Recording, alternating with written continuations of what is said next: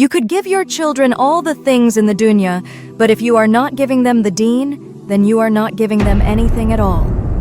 Assalamu alaikum, dear sisters. I know some of you are mothers, or some of you are soon to be mothers, and some will become mothers one day, inshallah. I want to tell you something. I want you to know that in our religion, women have an extremely important role, and in fact, Ibn al-Qayyim said, women are one half of the society which gives birth to the other half, so it is as if they are the entire society. Subhanallah, women are as if they are an entire society. The huge responsibility Allah has given us because He knows we are capable of fulfilling this responsibility. We are our children's first teacher and our house is their first school. We need to show them a good example by first implementing what we want them to implement because children are like sponges. They absorb their surroundings and what they see very easily. Thus, we need to be mindful of our behavior and activities in front of them. We are the nurturers of our future generation. If we are right, our whole generation will be right. If we raise our children upon the Quran, upon the Sunnah, upon goodness, they will raise the next generation in the same manner. And guess what?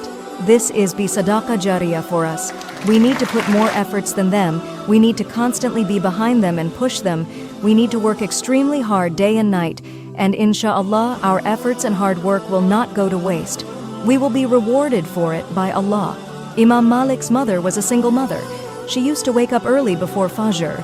Dress Imam Malik in the clothes of the scholars so he will get used to this. He will be fascinated by this. He will be motivated and want to become a scholar while he was still a young boy. And tell him to go to the masjid and learn from Imam al-Rabi'a. Study his manners before you take from his knowledge. As you can see, teaching knowledge and Islam and manners starts from young age itself, because from the age of 0 to 7, our children like clay, we can mold them however we want.